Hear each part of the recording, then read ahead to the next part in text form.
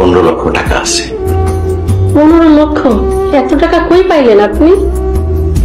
শাপলা বেগম, আমি 15 লক্ষ টাকা কই পাইছি তুমি জানতে চাও? ঘটনাটা কি? তুমি তো কোনোদিন আমার কাছে কোনো কিছু জানতে চাও না। ঠিক আছে, জানতে চাই তো চাইতেছ, বলি। এক লোকের বাইল মেয়েরা 15 লক্ষ টাকা পাইছি। না, টাকাটা যত্ন করে রাখো, কাল সকালে ব্যাংকে জমা দিয়ে দেবো।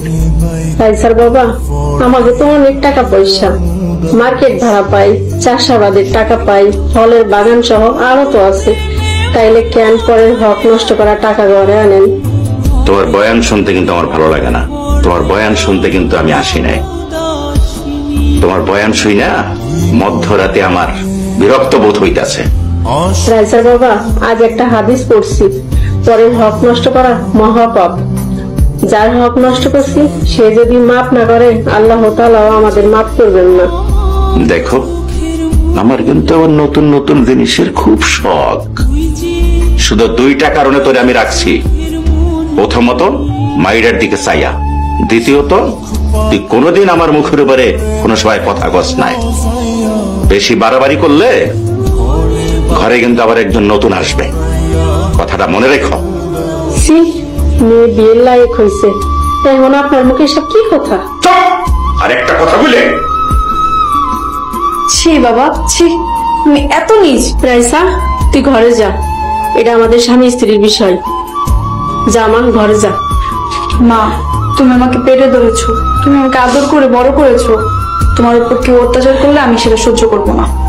বাবা, এখনো সময় আছে, ভালো হয়ে যাও, নাহলে তুমি তোমার পরিবার হারাবে। রাইসা, তোর কত বড় সাহস! তুই বাবার সামনে দাঁড়াইয়া বাবার মুখে মুখে কথা কস? বেয়াদব!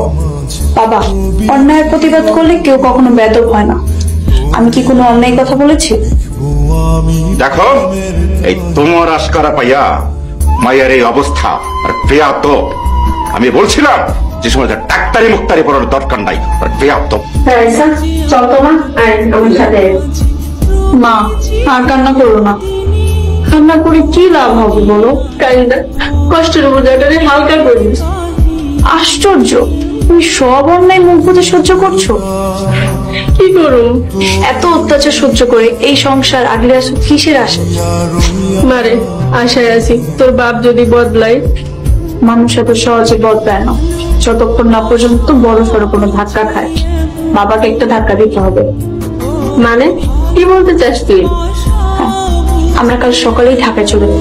আমরা মানে? তুমি আর? তুমি আমার সাথে ঢাকায় যাচ্ছ, তাড়াতাড়ি ব্যাগ গুছিয়ে নাও। এটা সম্ভব না রে মা। মানে তুমি বাবার বিশাল সাম্রাজ্য সুখ শান্তি ছেড়ে যেতে চাচ্ছ না? মনে অশান্তির ঝড় থাকলে টাকা পয়সা সুখ শান্তি দিতে পারে না, এটা আমি হাড়ে হাড়ে বুঝতেছি। তোর বাপের ছাড়া আমি এক মুহূর্তে শান্তিতে থাকতে পারবো না মা। কিন্তু মা, এখানে তো তুমি শান্তিতে নাই। তুমি কাল আমার সাথে ঢাকায় যাবো। তুমি ভেবো না আমার সাথে থাকলে তুমি অর্থ কষ্টে থাকবে। চিন্তা করো না, আমি একটা কোচিং এ পড়াই, আরো 2টা টিউশনি করলে আমাদের মা মেয়ের খুব ভালো চলে যাবে।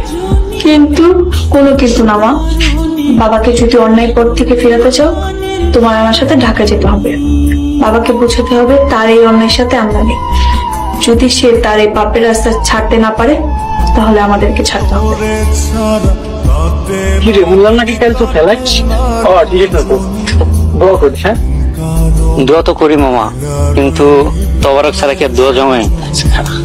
হইব আরো পাঠলে চলবো চলবো মানে দৌড়াইবো বেটা। আচ্ছা হুন, পকেটেও কিছু মাল আছে, ভালোই আছে নাকি আরো নিয়ে আসবো কিছু? আরে রাখ ওটা তোর পকেটে, টাকাটা রাখা দে, পরে মালটা খাইস। হ্যাঁ, এখন যেটা আছে এটা দিয়ে চল আমরা খাই। মামা, তুই তো বিদেশে গেলে লাল পানি খাবি। আরে মামা, লাল পানি যদি না খাইতে পারি তাহলে বিদেশে লাভ আছে? এখন চল। হ্যাঁ চল।